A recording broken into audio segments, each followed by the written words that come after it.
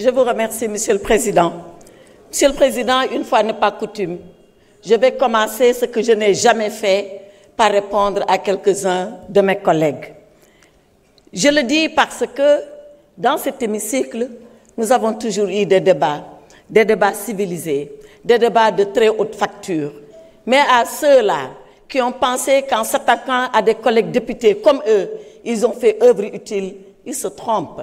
Surtout que, quand on est chrétienne, qu'on est en carême, qu'on a décidé de citer la Bible, qu'on la cite correctement. La Bible dit, et exactement elle dit, que ce sont les derniers qui seront les premiers, et pas que les premiers seront les derniers.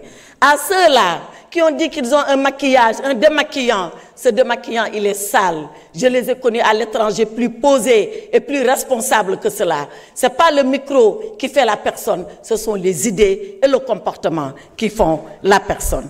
Cela dit, Monsieur le Président, parlons de la loi. Parlons de la loi et parlons des deux lois.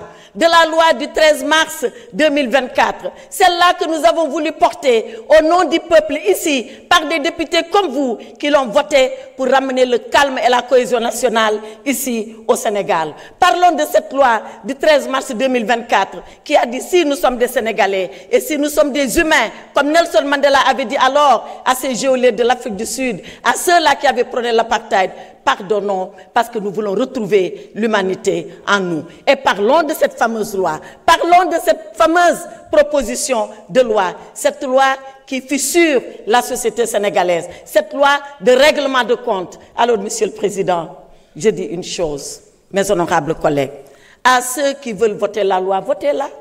Mais je rappelle que ceux-là qui voulaient l'abroger étaient là, à ce pupitre. Et ils avaient promis l'abrogation aux Sénégalais. Et je leur ai répondu, abrogez-la. Et à ce moment-là, faites face aux conséquences.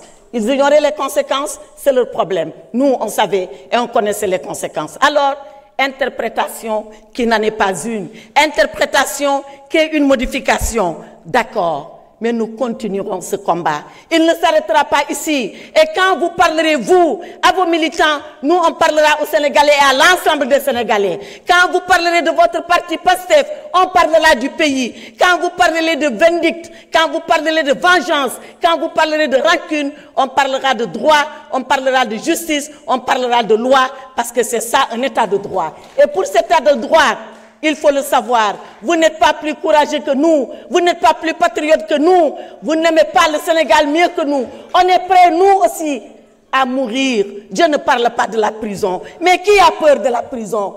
La prison, il y a 3 personnes qui n'iront jamais en prison. C'est le chien, excusez-moi du terme, à qui on préfère jeter la pierre quand il vous mord. C'est le lâche qui a fui avant la prison. Et c'est celui qui est dément et qui est inconscient. Alors, chez nous, il n'y a ni chien, il n'y a ni lâche, il n'y a que des courageux. Et quand il s'agira de mourir pour le Sénégal, on est prêt à mourir pour le Sénégal.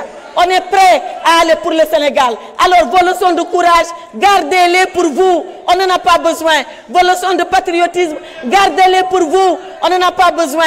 Vos leçons que nous aimons plus le Sénégal.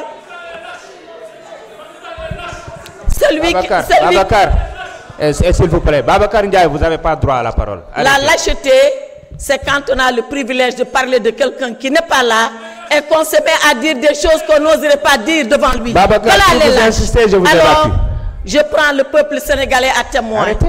Et je dis à ce peuple vaillant, je dis à ce peuple courageux, je dis à ce peuple qui jamais n'a oublié son histoire, regardez ce qui se passe ici, à l'Assemblée nationale. Et demain, l'histoire le notera. Demain surtout, la vérité éclatera. Faites ce que vous avez à faire. On continuera de faire, nous, ce que nous avons à faire.